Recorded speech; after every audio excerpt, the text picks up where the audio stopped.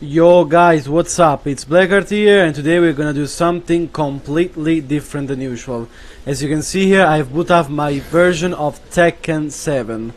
So today we're gonna do a little bit of a Tekken 7 revisited together with my dear Noctis Lucis Kylum. As probably you already know, I was actually a Noctis main on Tekken 7, and I used to play him always since day one. And I never stopped playing Noctis until the end of the game. I immediately liked the way he played, the way his moves looked, and the way he basically fought during matches, and I immediately loved the way he played. So, you know, I liked his moveset, I liked his range, and today we're gonna see a little bit why he was considered so strong in Tekken 7 and how, in the end, especially of Tekken 7, he completely dominated tournaments, and he was a beast, basically, like he was a perfect Tekken 8 character in some way. So first of all, let's talk about his movement. He had one of the best movements in the game. It was very smooth movement, as you can see, very good sidestep. Also a very good hitbox, kind of chunky hitbox. Very nice and small, and he had a very good movement to play around, and on that he was very good. Also, he had very good punishment. 10 frame 1 to 2, 12 frames back 1-2, 13 frames down for 1-2, 14 frames he had back to 1+2, and also back 3 1+2. And also at 15 frames he had a launch. He had down for 2. His down for 2 was one of the best in the game. It will be top tier even in Tekken 8. It's a range 3 down for 2. Range 3 down for 2. They basically launched everything. Even attacks with pushback, as you can see here. Let's make Heihachi do our little dear Heihachi do the 4-4-2. One of the hardest moves to punish in the game, but Noctis had no such problem because as you can see, he always punished the move basically. Even at deep range, no problem at all. Like Noctis was insane. And if down 4-2 didn't reach, he had another great move to play around. That's 4-1+2. 4-1+2 had an more insane range because it was even range 3.5 range 4 range 4 move basically, as you can see. Very long range. It was basically an amazing range dependent character. He had insane range control. Other moves like that, for example, down for 1+2, 10 kilometers away is the rage drive. His rage drive was all the screen basically, almost all the screen. As you can see, it hit from 10 kilometers. Also his projectile, 4-2, same thing. Say 4-2 was actually very good range too. Not the whole screen, but almost. And it was also safe on block, by the way. On whiff he died, but on block it was only, as you can see, only -9 on block, so it was completely safe. His while sending punishment is also kinda good. While sending 4, 11. While sending 1-2, 13. While sending 3, 2 as 14 and 15 while sending to 2. As you can see, also a very good move. It insta screwed, but the damage was still kind of nice, as you can see. 66 damage with rage, but you could get even more probably. Let's see something like this. You could dash jab, but it's a little bit complicated here with the lag. Here you go. 68 damage. So his punishment was very good. His range control again was super good, and also his pokes were very good. 1+2 also crazy good move. Amazing range. Counter it launch. Only -14 on block, by the way.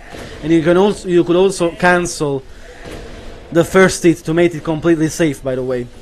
So yeah, he was amazing. The 4-1+2 was -19, but with a lot of pushback. So you also had trouble punishing this move, by the way. This move also completely safe, knocked down mid. Amazing range. He was a perfect character. Nobody trusted in Noctis until it was too late, basically. Also great counter hits. The up for one of the best counter hit tools in the game. -4 only on block high. Very good range, and it lead to a full combo in counter hit, as you can see. It was amazingly good, as you can see. The damage was insane. Wait. The YouTube curse.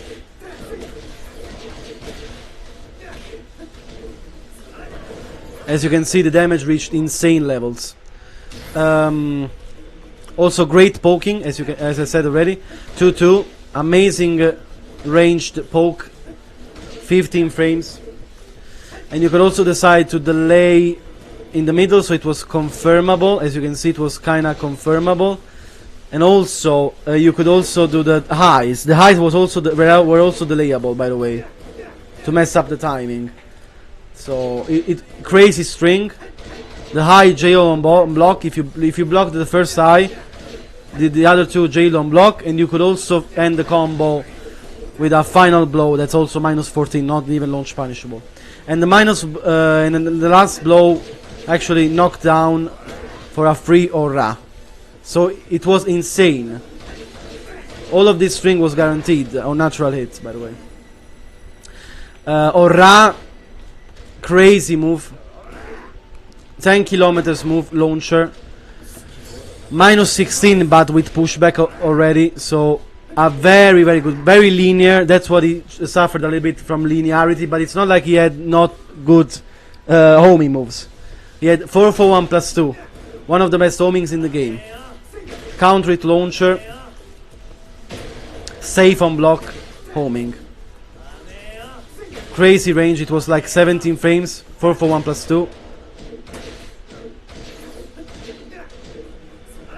And by the way, this final combo ender lead to a mix-up after. Between a lot of stuff. So basically, for example, it was amazingly good. It was broken, maybe. For Tekken 8 standards, it would probably be broken right now.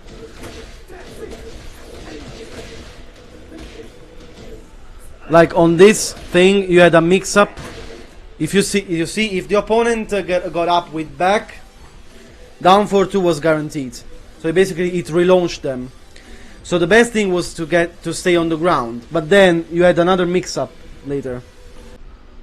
Also, another important thing he had was that he had a great pokes.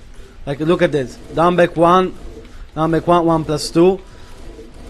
It was amazingly good because it was delayable, confirmable string. His poking was excellent, as you can see. Safe on block, by the way, very good range. Controlled space like crazy, and also gave huge resplat at the wall for insane combo damage. His down for 1 was amazing. He had a down for 1 that crushed under jabs. He also had a down for 1-4 that's wall splatted, and a down for 1-2 to punish again. Very good set of lows, like he had down back 3, very good, and -13 on block, so it's kind of unsafe, but very good on block. A very good low to chip away damage, 14 damage, nice. Also a down 2. Very good range, not parryable, you could not low parry this, and it had a high extension that launched on counter it.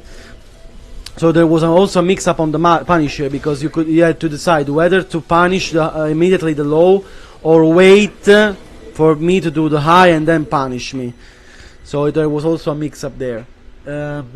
Other good moves in his arsenal, like for example, he had a full crouch mix up between a safe mid that was splatted and a full crouch low that was homing, by the way, homing low, unseeable, that you could of course mix up with a full crouch down for 1. Also an amazing running move, running 1+2, crazy range, crazy damage, launching move, a very good tracking. It was an amazing move. It was an amazing move, and it was plus 11 on block. He was basically a Tekken 8 character, but without hits, basically. He was insane. He was insane on this. Like, he had no real weakness in his game plan. The only real weakness he had is that he is kinda always safe, but -9 at your face. Like, you had to take your turn against Noctis, because otherwise he would always clap you. So it was very important. After he did his stuff, he was a -9, so safe, but in your face. So you had to be kind of aggressive against him. You could not like be defensive, because he was already a defensive character to start with. Also very good strings. Down for 4-2. It was confirmable, delayable again. All of his strings were very delayable. Look at this. Like, look at this. Like, it was they were very important that they were all delayable, because they really caught up your timing, basically. Look at this. It was not counter hit confirmable, this one, but if you committed, it was a war splat 55 damage from a counter hit out of a 14 frame string. So very, very good. No one in Tekken 7 has really something like this. Like, it was amazing. Back 2 was amazingly broken, safe on block, mid, that if it hit, it had a just frame, but it's not like just frame property, in which you got a lightning like this, and it did insane damage, 40 damage from a safe mid. Safe 14 frame mid. There were a lot of Koreans that only spammed this move, basically. Also because it crashed high for some frames. Same as down for 1. He also had a demo man that broke the floor, and it was crazy good for damage. And at the wall it was used as a main mix-up tool to mix with his great mids like this one or the others. So overall, he was an amazingly good character, and he was so underrated for so long. But in reality, he has always been a broken character, just more with the latest patches. Like, his main weakness, maybe it's that his lows are not the best in the game, in this game, but they're still kind of nice. He had a down back 2, he had a down 2, very good, down back 3. A full crouch down for 2. You know, he had an amazing set of lows still. Not super good, but still very good. So yeah, Noctis was really a menace, and luckily during the end of Tekken 7, they finally understood his strengths. Also, combined with the fact that it was very easy to play. Look at the combos. Like I'm only spamming 2 basically, as you can see. For 79 damage, almost half-life. So yeah, amazing rage drive, insane damage, war splat for 10 from 10 kilometers, and insane range. Also very good tracking. He was insane. He was insane. He actually was insane. So I gotta say that I miss him a little bit, because I actually won a lot of stuff with him. Like, I won a lot of ESLs, and I made like 600 E or something like this, or even more. So I kind of miss him, because he made me do so much money. But yeah, he also had a middle from 2-2, the layable that launched on counter. So amazing character, really broken for Tekken 8 standards, even for Tekken 8 standards, I think.